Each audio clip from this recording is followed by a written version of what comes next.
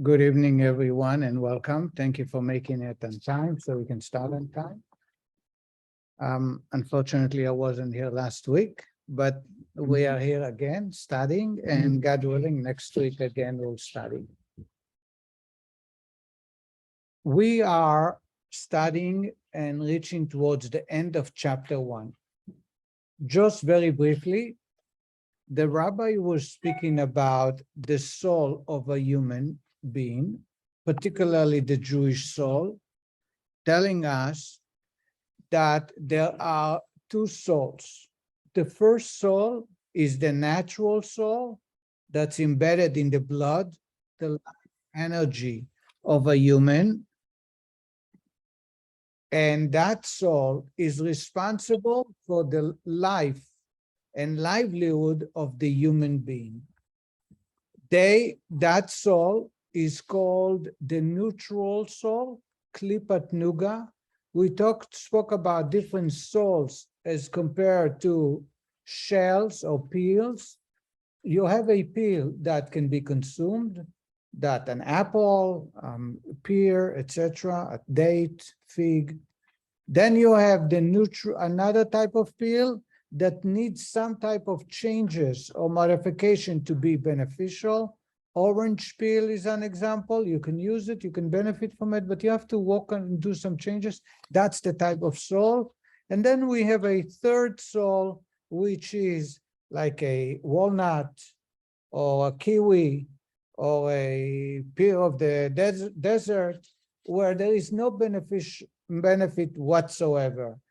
And these are as we'll discover, the forbidden acts. So the middle one is this natural soul that's responsible for our earthly behavior. And in the negative way, which compares to that soul, the first soul, it can be compared to four elements. I'm sorry, people are joining now.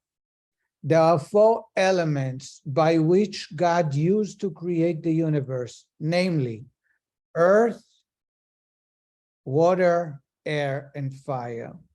They comprise they represent all types of behavior in the human being. When they are motivated by the natural soul, they bring behavior which is inappropriate. It's not a sin on its own because it's klipat nuga. It's the neutral soul. However, it leads to sin. It leads to this separation from God. And the rabbi, we went through different behavior that are each compared to the four elements. And let's read them very briefly, quick. I am on page 46. On top, namely, anger and pride emanate from the element of fire, which rises upward. So the element of fire within that soul is responsible for pride and haughtiness, anger. The appetite for pleasure emanates from the element of water. For water promotes the growth of all kinds of pleasurable things. Number 3, frivolity and scoffing, boasting, and idle talk emanate from the element of air. Like air, they lack substance. Now, there are two types of there is boasting and there is idle talk. Just to show you that the rabbi is very meticulous about using example. Idle talk is wasting time speaking about nonsense and no substance. But boasting is when someone prides themselves with substance. He has got a new car, the latest iWatch, the latest movie. He has gone to, and he's boasting and speaking about that. Now there is substance to what he's saying, except it's a waste of time. It brings no benefit. So you have two types of speech, which is about pride. One is idle talk, just wasting time talking about nothing, or boasting, pride about something I achieved, I got, I reached, but also has no benefit. Now, number 4, and sloth and melancholy emanates from the element of earth. And the reason is the earth is characterized by heaviness, a man encumbered by sloth, and melancholy likewise sense a heaviness of the limbs. Earth, sand, soil is the heavier of all 4 elements, and therefore it goes the lowest. Melancholy, depression, sloth is about heaviness. I'm too heavy. I have no energy to get up. I have no energy to start a new project, etc. So it is responsible for melancholy and laziness or sloth. From this soul stems also the good traits inherent in every Jew character, such as compassion and benevolence. Says the Rebbe, this is the first soul. That soul drives a man to misbehaving. It does not necessarily drive man directly to sin, but it drives man to wasting energy, wasting life, wasting his opportunity or talent. However, within the Jewish people, the good behavior that is inherent within us, compassion and what else? Compassion and benevolence, it exists within the soul itself. In other words, we don't have to be trained to do that. We don't have to gain someone teaching us. It comes to us naturally. But since this is a nefesh of klipa, it's not a godly soul and evil. How do good characteristics come from it? This matter is now addressed. That's the rabbi is going to go into explaining why kindness and benevolence comes from that soul. For in the case of the Jew, the soul of klipa is derived from the klipa called noga. Noga, which also contains good. And the good within the nefesh gives rise to these positive natural traits. Says the Rabbi, noga is not bad. Noga is neutral. It can be changed. It can be motivated to do good. So therefore, it contains good behavior as well.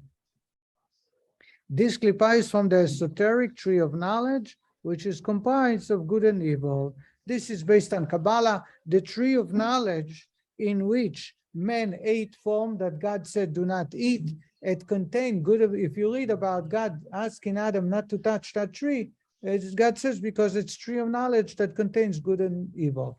Men should have not had any interaction with that tree. However, by choosing to interact, by eating from that tree, it enters, that soul entered the body of a human, and therefore we possess this type of soul. It's not an evil soul, but it drives and motivates person generally to evil. However, it also motivates a person to do good in a natural way, to be kind and benevolent. The souls of the nations of the world, however, when we deal with the nations of the world, however, emanate from the other unclean klipot, which contains no good whatsoever. Natural good is not there.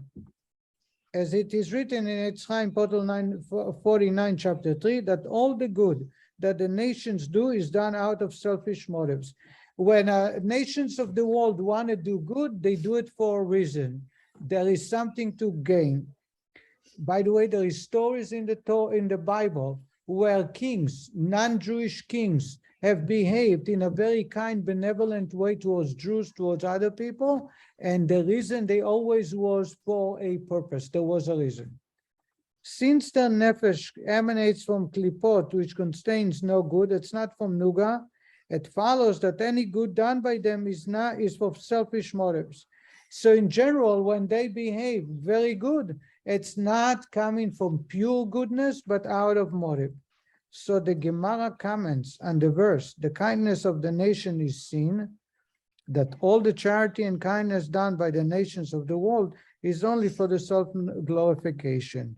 When a Jew, in the rabbi is explaining, when a Jew acts in a benevolent manner, he is motivated mainly out of concerns for the welfare of his fellow.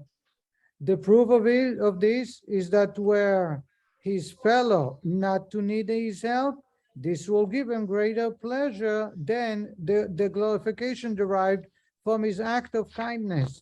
However, concerning the nations of the world, however, this is not so. the motivation is not the welfare of the fellow, rather it stems from the self-serving motive, the desire for self-glorification, a feeling of gratification, and the like. It should be noted that among the nations of the world, there are also to be found those whose souls are derived from Klipat Nuga, called the pious ones of the nations of the world. These righteous individuals are benevolent, not out of selfish motives, but out of genuine concern for the fellow. So the Rabbi is saying is, nations of the world in general derive from their energy from the, not Nuga, but from the three Klipot, and therefore natural good comes to them only for a motive. They have a motive behind it. However, there are many people from the nations of the world that do. We call them the righteous Gentiles. During the Holocaust, we had many people who not only did not have any motive, but actually endangered their life to save a fellow Jew. And there are countless stories in Poland, in Ukraine, in many countries. And they are the righteous men of the world, of the nations of the world, and they do possess that soul. In other words, they are, by their behavior, they acquire that soul. This is the first soul. The first soul of a Jew, back to the soul of a Jew, is a natural soul that drives a person to melancholy, to pride, to pleasure, and also to natural good. Now we're going to talk about the second soul, and we're ready for chapter number 2. Here is chapter 2, page 49. The second uniquely Jewish soul is truly a part of God above. The idea of truly meaning in the physical universe. So here is the commentary, and then I'm going to go back and explain some more details. A part of God above is a quotation from scripture in Job. The Alter Rebbe adds the word truly to stress the literal meaning of these words. For as is known, some verses employ hyperbolic language. For example, the verse describing great and fortified cities reaching into the heavens is clearly meant to be taken figuratively, not literally.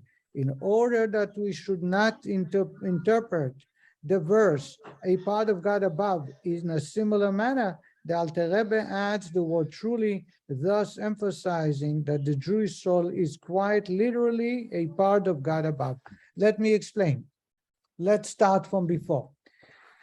The Rebbe calls the soul a second soul.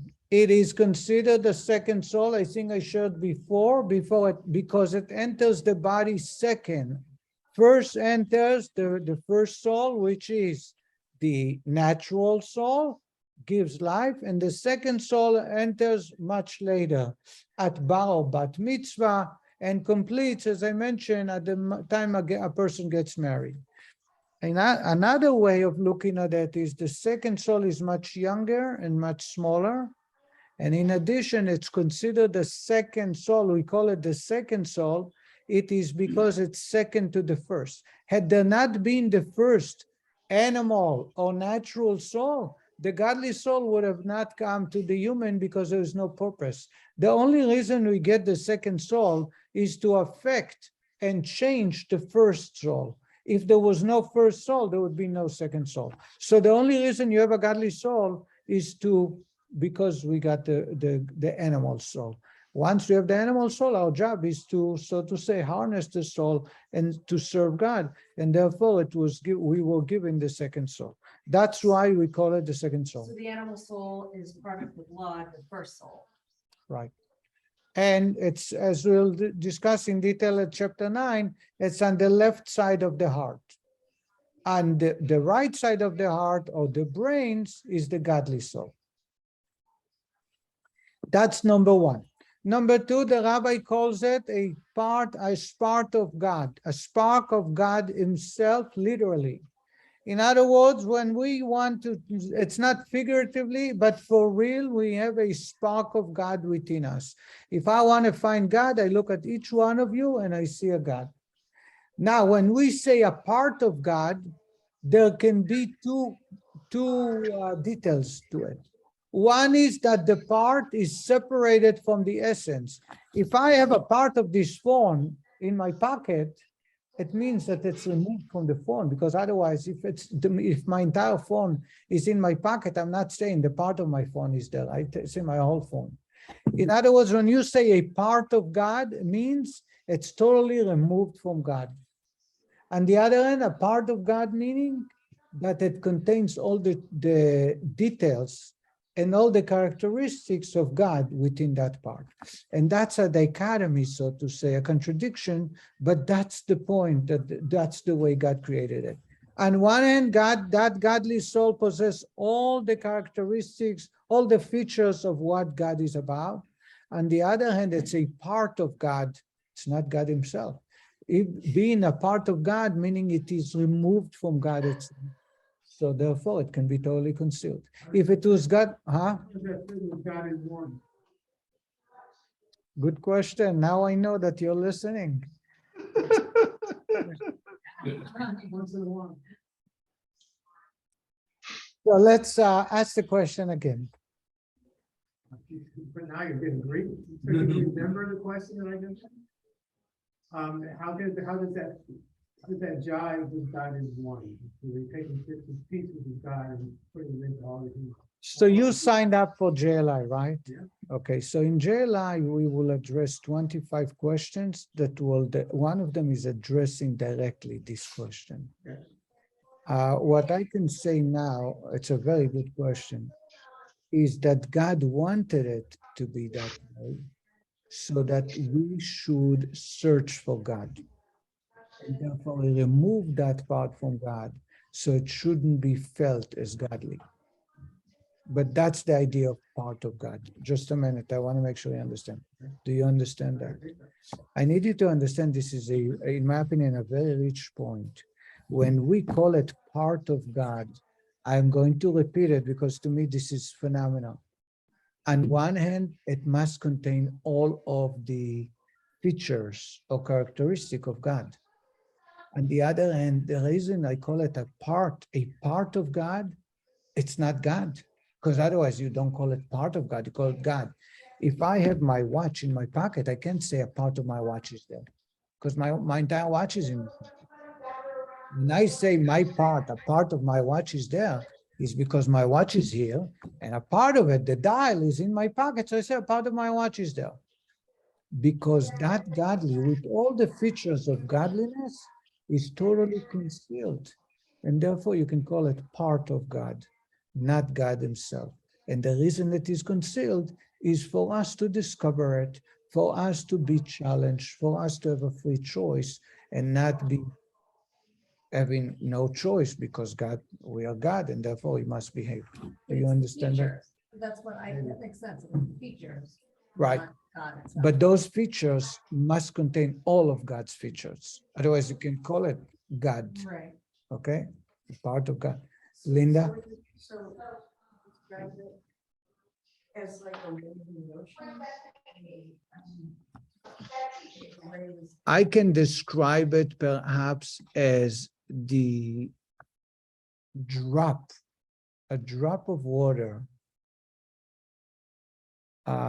compared to the ocean. The ocean and that drop has the same qualities, right? They can mend, they can bond, they can satiate somebody. It doesn't, the quantity is the difference, but the quality is the same, the drop of the ocean versus the ocean, right? So when I say I took a drop out of the ocean, I have a part of the ocean. At the same time, I do have all the qualities of the ocean in one drop. And that's drop, a part of God. On one hand, I took all of God's qualities in that part. On the other hand, if I call it a part of God, it means it's not all of God. And it only because it's concealed. You understand? Yes. Ali, do you understand? I hope that everybody understands this. So you've discovered, it's very important for me. There is so many levels we can go even deeper. But for me, not most basic, but the serious understanding, because it helps us understand so many other things in our life, as we'll discover. So far, we have talked about the second soul. It's called the second soul because, so to say, it is inferior to the first. Inferior in two ways. One, it comes much later, at a much later point to the us. Number two, the only reason it comes to us is because of the first one. If we didn't have the first one, then we wouldn't have the second. That's point number one. Point number two, that soul is a godly soul. It is literally godly soul. All the features, all the qualities of a soul of God is in that soul. However, we call it a part of God, meaning it's not God, it's only a part of it because it is concealed in a way that we don't see it. And the goal is to discover it or utilize it. Yes. Then the part of God that we all have comes only with the second soul? Only at the second soul. After bar mitzvah wedding. Some say that certain parts come earlier or start, not come, start. The process begins much earlier. That's why we're not responsible for our action until bar mitzvah.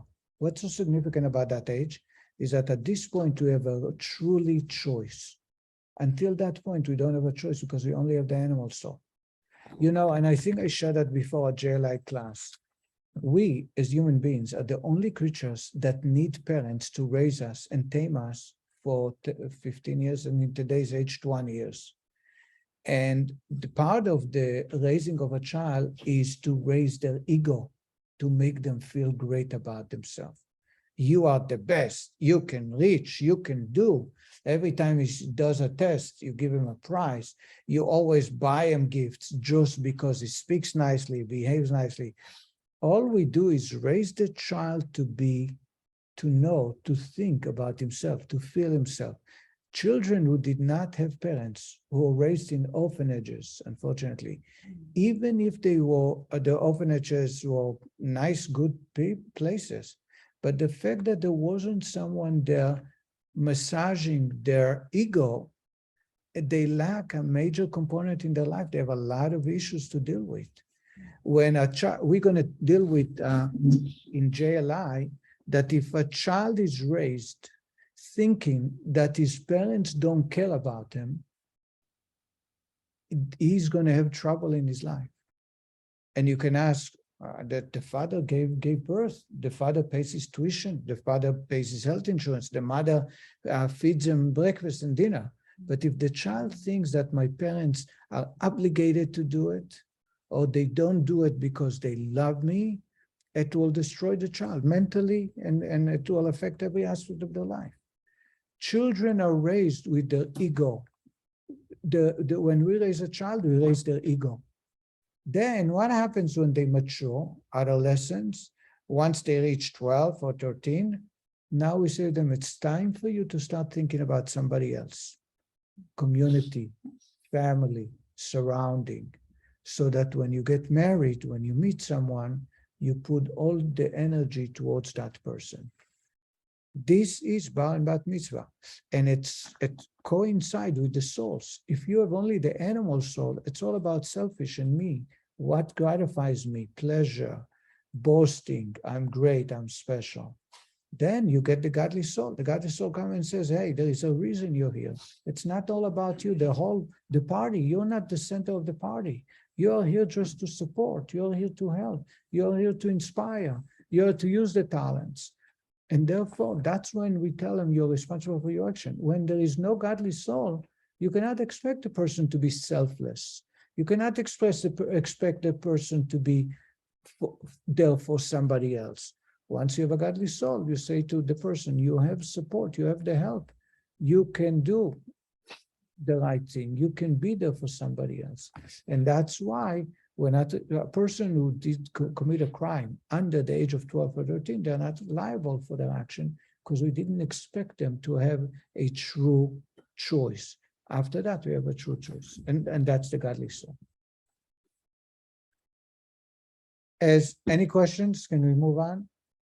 Yes. One thing that I can't get off my mind, and that is if an adult has never had a bar mitzvah, has never had a marriage, which happened, what happens in that case? What do you suggest? They organize minions, Huh? they organize minions. Well, it's not that terribly important, but the thought occurred to me. So my answer, to me, it's so obvious. I was hoping that everybody else has nothing to do with what we do. It's from God. It happens when you turn 13, the soul enters. See, the idea is it's the soul, it's not about me. When I celebrated Bar Mitzvah, I was told, now you're responsible. You have a godly soul. Be careful the way you speak, what you do, because you're affecting something else, a part of God. But if somebody was not told, it didn't change the fact. If someone who's not married, we should make him get married. But So they can see how it is. so they can experience, right, the true life, right? The goodness. And if they choose not to be married, or they are not married for whatever reason, it doesn't matter what the reason. It doesn't change of the fact that they have a godly soul, and their choice is there for them all day long. As it is written concerning Adam, whose soul was a comprehensive one, a neshama klalit, in that it contained all the particular souls of subsequent generations. God said, and he blew into his nostrils a soul of life. And we say in prayer concerning the soul of every individual Jew, you blew it into me. And the rabbi is going to speak about the idea of blowing, and I think I shared that on many occasions. When Adam was created, Adam is actually a body made out of two heads. Adam and Eve, they were both created together. When God created them, he formed them from the soil, and then it says he blew into his nostrils a breath of life. Blowing is an internal energy, meaning it comes from inside. Human being is the only one that God did not use speech, but actually blowing into his nostrils a breath of life. And blowing is something that's internal. How do I know? Because people get tired very easily. If you have to blow a ball, it's very evident that you won't be able to continuously doing it. If you have to speak, which you're also letting air, you can talk forever because it's external. The entire universe was created by speech, 10 utterances that God used to create the universe. But when it comes to the soul of a human, of Adam, it was from blowing into, meaning it comes from inside. And therefore, it's part of God. As the rabbi explained, the significance of the verb to blow as it relates to the infusion of the Jewish soul is now explained. It is written in the Zohar, he who blows from within him. That is to say, from his inwardness and his innermost being. For it is of his inward and innermost vitality that a man emits through blowing with force. Blowing, says the commentator, tires a person much more quickly than speaking, as is readily observed, for it requires a greater exertion of effort and vitality. Hence, the fact that the metaphor of blowing is used to describe God's implanting the Jew's soul in its body signifies that this soul originates in the innermost aspects of godliness, that the Jew is rooted in God's innermost and essential being is indicated further by the designation of the Jewish people as God's children, as the Rabbi is about to talk about, whose souls originates in his thought, just as a child stems from his father's brain, as the Alter Rebbe explains presently. So the first point the Rabbi is saying, Adam, which is a general soul that contains all the souls of future generations, God blew into his nostrils a breath of life. Breath of life is internal, meaning he gave of his own, of his essence, and that's the godly soul. We say every morning, and in the morning we thank God for returning my soul and blowing the soul back into my body.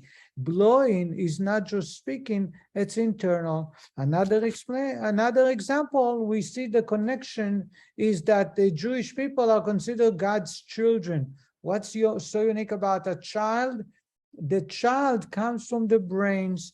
The drop of semen that the father omits to the mother starts from the brain. That's why you need to concentrate, and it comes from the brain. That's where the DNA, today the science will tell you, that drop contains the DNA of the father. The DNA starts from the brain, and it comes through the body until it becomes a physical object that goes to the mother. Says the Rebbe. So too, allegorically speaking, have Jewish souls risen in the divine thought. The Jew has his source in divine thought, the innermost level of godliness.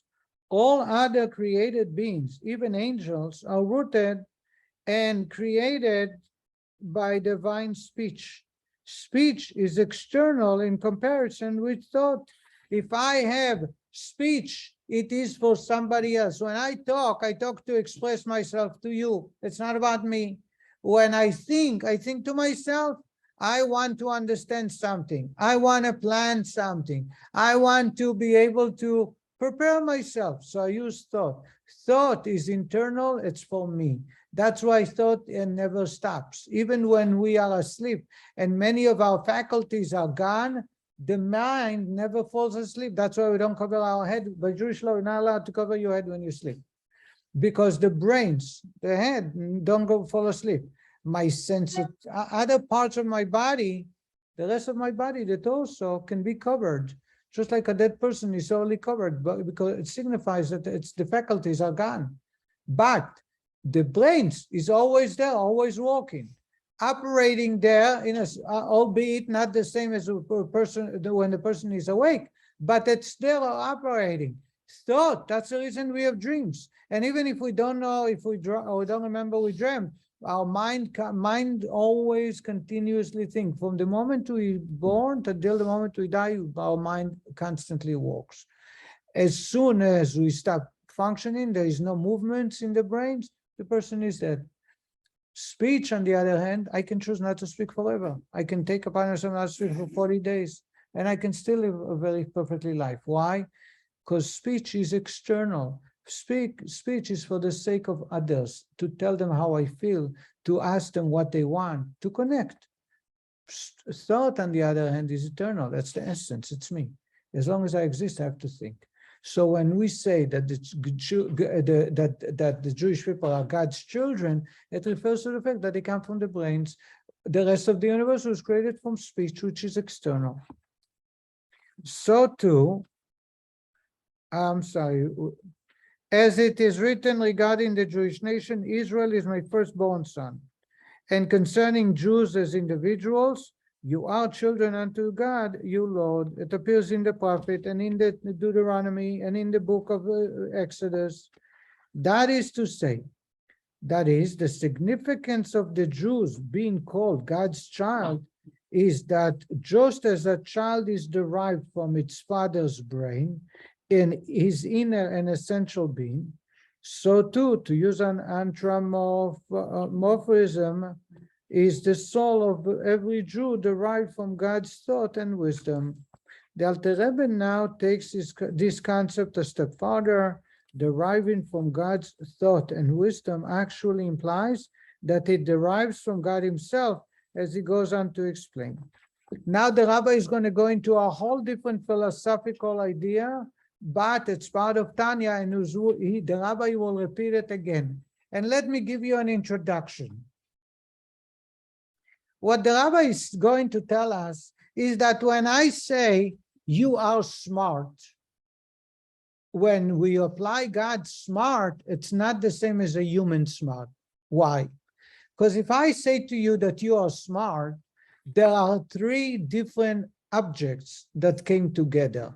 You have the human being, You have his brains, the tool by which he absorbs and acquires knowledge, and you have the book that he studied, or the experience that he went through. The experience is external. The book is external. He had to learn the phone to know how to operate the phone. So if I say I'm tech savvy, so it's me, my brains, which is being used to acquire the knowledge, and I have the phone, I learn how to use the phone. Did you understand that?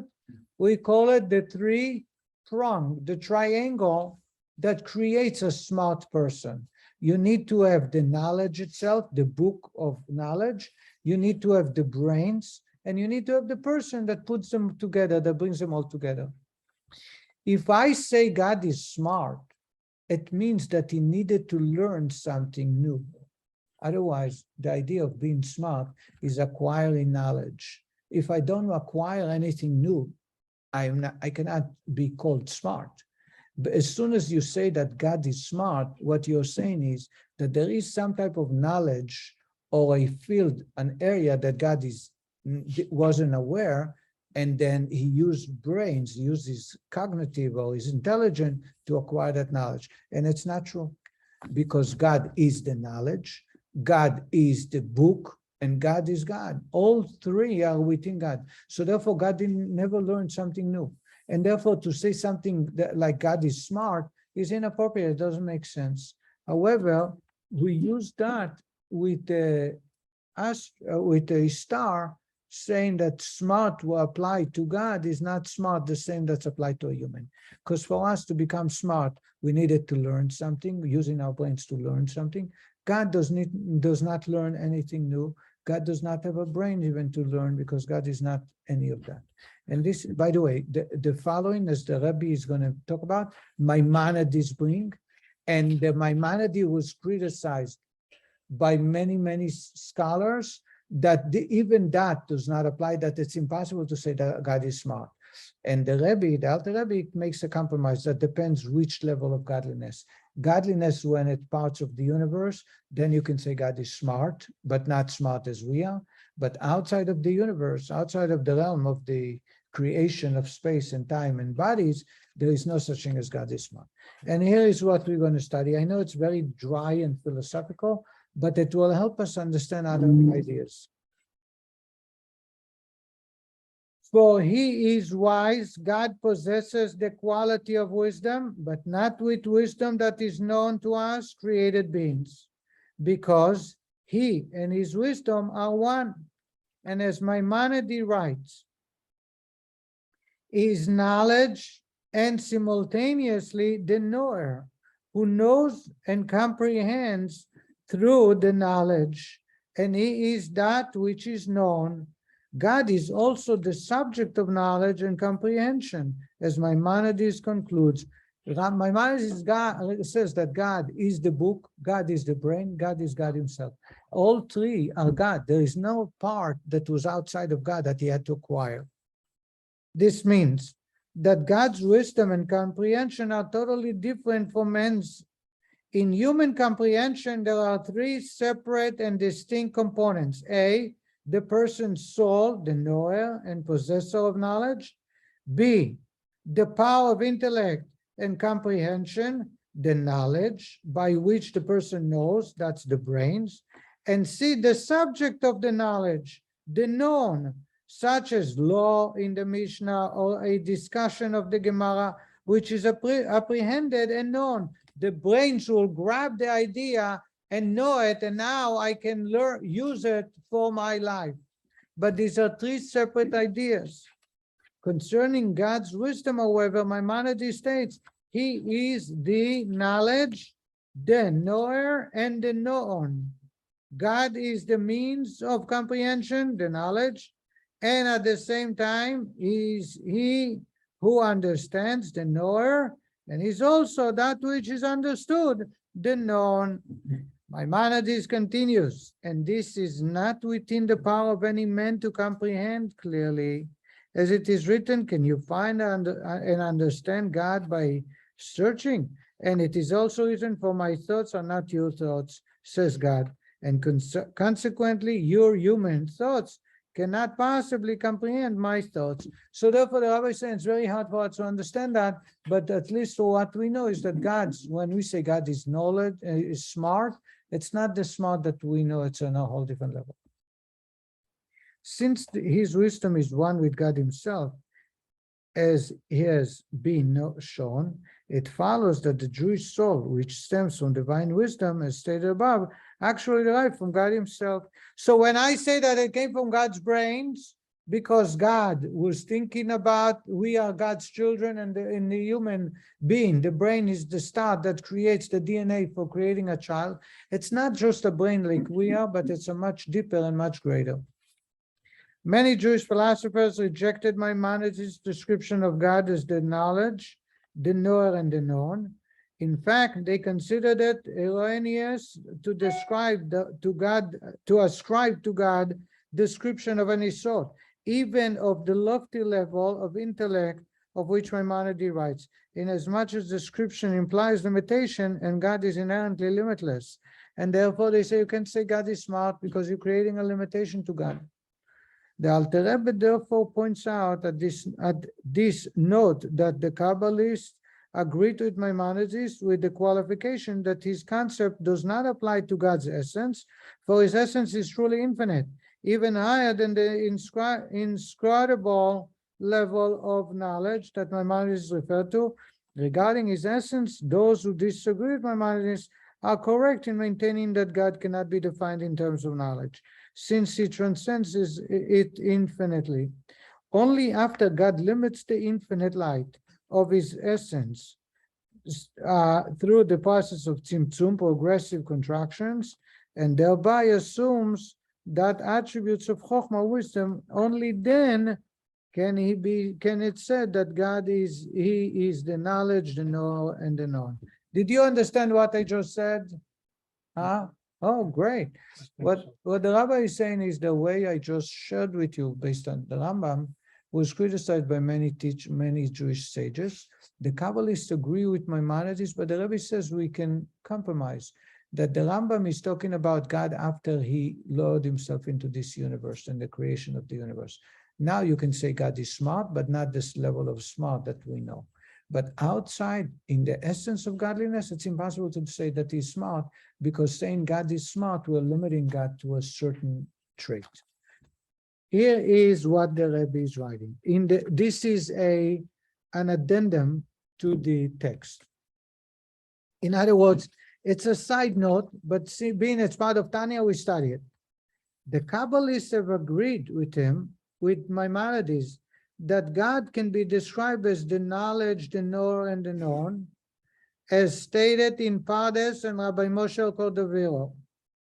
Even according to the Kabbalah of the Arizal, Rabbi Yitzchak Luria of blessed memory, Maimonides' statement stands, the Kabbalah of the Arizal provides an even deeper insight into the limitlessness of God's essence, higher than even the level of knowledge to which Maimonides refers. Still, even according to the teachings of the Arizal, Maimonides' statement is acceptable with one proviso.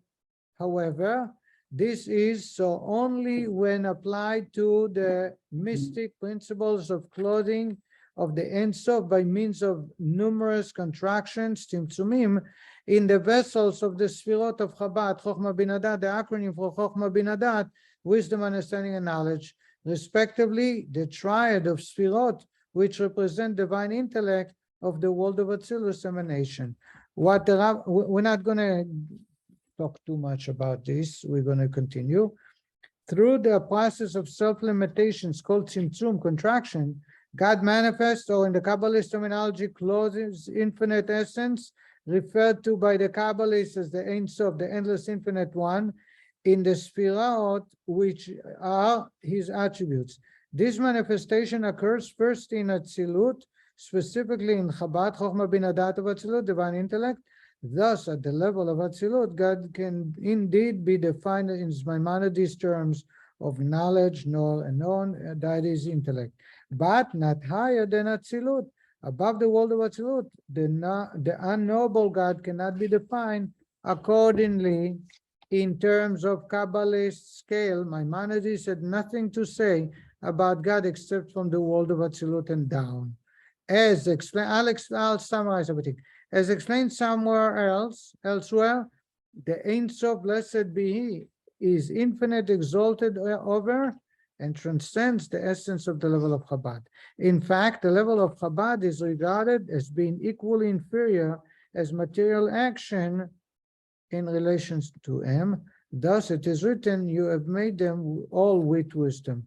You have conceived them all with wisdom would seem more appropriate. Conceiving, not making, is surely the proper function of God's wisdom. You have made them all with wisdom indicates, however, that God's wisdom, the highest level of within the world, is as lowly as Asiya in the lower level. I hope that you understood what I shared with you, but let me explain that. No. I don't really fully understand what I'm saying, but I'm sharing with you what is the text says. And I'll try and explain what the text says in the best way possible. Do I really understand that? No, I don't. But that's part of Kabbalah. God is totally beyond any limitation. When I say God is kind, or I say God is smart or intelligent, or God is benevolent, I am ascribing attributes to God, and by nature, it creates limitations. It's impossible. Maimonides comes and says God is very smart, but not the smart that we are, because for us, there are three components that come together to be smart, right? You have the knowledge in the book, you have the knower, which is the person, and you have the known. The knower is the brains, and the known, the knower, which is the human. So you have human, brains, and book. And when they all come together, the person becomes smart. By God, you can't say that there are separate entities outside of God, or something that God needed to acquire. Says Maimonides, God, when I say God is smart, it's a whole different level than we understand smart. So far, you understand? Comes all the many rabbis and says, how can you say God is smart? You say God is smart, you're limiting God. Says the Rebbe, when Maimonides is speaking is about after that, I'm going to use some Hebrew terminologies. We will have plenty of time to talk about them in details, but it's good for you to start hearing them, so it shouldn't be that foreign. One is Tzimtzum, the other is the first world that God created. Tzimtzum meaning contraction. God decided to create space. The space is where God hides himself. And that's allowed for universe to be created. That's Tzimtzum. It went through 10 levels. Now, when God created space, he created a universe. What is a universe? A universe is a space. Empty, void. It's not really empty, but where God is concealed. In that universe, that first universe we call Atzilut. Atzilut means emanation. It emanated from God. It's so close to God that there are angels, spiritual beings there that are so close to God that they're totally nullified. They have no challenge. They have no choice. Then from that world, God created a second world called Bria, creation. The third world, Yetzirah. I don't know how do you say Yetzirah in English. And then you have Asiya, action, the fourth world. In order for us to be here, where we can deny God and have no proof, physical proof, and a physical world be created, there had to be three worlds prior.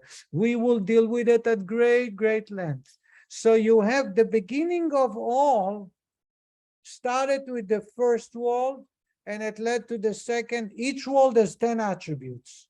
And another one, it's like a ladder, or 10 rungs, 10 steps. And then another 10, second, third, fourth. And we are at the lowest of the low. And that's where God chose to give the Torah. That's where God gave us the natural soul, the godly soul. And he says, fight. I want you to win and to bring me into this universe. Atzilut is the higher one? Atzilut is the higher one. Asiya is the last one.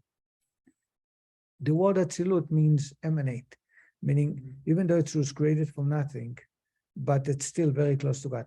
I use all the time the example so that we can understand that all that was needed in order for this universe to be created. Imagine the sun is outside. If I stand outside and there are no clouds, can I deny the existence of the sun? The answer is no, right? We all see the sun. You look up, you can see the sun. What if I build a building, a big, huge room, this room, because I want to hide the sun, and I put a canvas over a window. I open up one window, but it's covered with a curtain that's made out of thick canvas. Now, the entire room is very dark because there's no light. However, on that spot, you can see a little bit spots of light. If you come closer, you can see it's from the sun. You see outside the sun that shines too. In here, it's very dark, but you can't deny the sun exists because you can look, you don't see the sun, but you see a strong light. And someone explained you that light comes from a big ball of fire that's very far that brings light. So far, so good. Now imagine I created another room inside this room, same configuration. It's a smaller room, except there is a window covered with canvas in another direction, in another side. So that window where there was a little bit of light is covered with, I'm sorry, there is a second wall with a canvas, another window. Now the second room, that's by the way, the first room was Atzilut, was the first one. The second one is Bria, the second universe.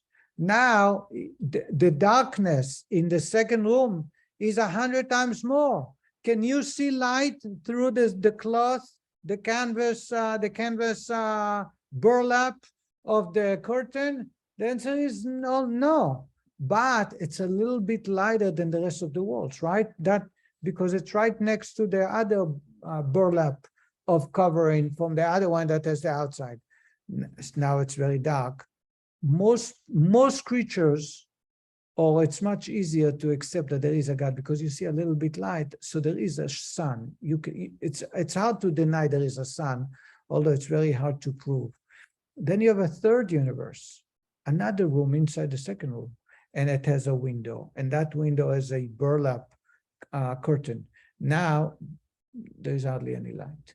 If someone comes to you and says, I think there is a sun outside, prove it to me. You can't. And then you have the fourth universe, same thing, a sackcloth. Here it's so dark that no matter what I want, I will always be able to prove to you there is no sun, because it's pitch dark that I can feel the darkness. This is what exactly the four worlds. God wanted to create a world that is so far removed from God, so we have a true choice, that he had needed to create to distance himself. He needed to create one universe that will be the source of the creation of the second universe, and the second will be the source for the third, and the third will be the source for the fourth, and in the fourth there will be a physical universe. Now go find God. This is the reason we are here. So the whole contraction and the concealment is for us, so that we have a relationship with God, and that relationship is a choice. Because if there is no choice, there is no true relationship. So the angels don't have a relationship with God. He can't marry them. We are married to God because we made a choice to choose God. If I take a pet, my fish, or if someone has a parakeet and he says, let's get married, it's not gonna, there's no marriage. Well, that's like. I heard that in Denmark, they just put for election an animal. Did anybody heard? In Denmark, just now, this week, they're putting for election, there is a party, and the head of the party running for prime minister is either a dog or a cat. Yeah, just this week. So he's gonna find out. So does God, does the soul, you're probably gonna get to this, does the soul go through each of these worlds? Must go. must go through the progression. Those worlds Yes. to get here, and then we have to But try to get by the time it reaches this universe, it's totally forgotten and far removed from God. So let's go back to our discussion. So what the rabbi is saying is that for God, essence, the highest world and the physical world are equally the same. For us, you make with hands and you think with your brains. You cannot say, I build my home with my brains. It doesn't work like that. I plan my home with my brains. I build it with my hands. Planning is here, building is here. For God, wisdom, intellect, intelligence, and action, banging a nail with a hammer is equally the same. The distance from God is no difference because God is limitless. God has no features. God is not limited to any feature, no matter how great it is. Says the rabbi. Now go back. The rabbi, I think that perhaps the rabbi added this side note is to introduce us to the idea of contraction and the idea of the four worlds. So in summary, what the rabbi is saying is when Maimonides says that God is smart, but not the smart we know, it's within the realm of the four universes. When the contraction begins, that's when you can say God is very smart. But you can't say that God is smart the way we are because we needed to learn something to become smart. We need to use our brains to learn something to be smart. But God don't have to learn anything, and God don't need a brain to acquire any knowledge. And therefore, it's a whole different smart. But outside of the contraction, outside of that point, you can say God is smart. And that's why many sages disagreed with Maimonides where he says that God is smart, but not like ours. But your Rambam says that when he talks about the three things to know, and knowing, and that only in the longest world. He did not say that. He does not speak about worlds. This is all Kabbalah. Okay. Rambam says when you say God is smart, and it appears in the Torah many times, is God cannot be as smart as we refer to as smart. Then he explains why. Other sages come and says, how can Rambam even talk about that way? God is not smart. God cannot be defined as smart because saying smart is limiting God.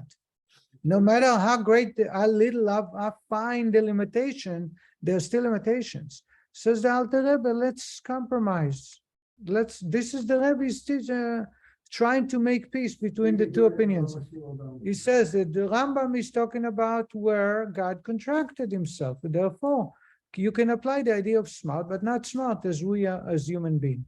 Outside that limitation, you can't say God is smart. It's not appropriate because God is not smart.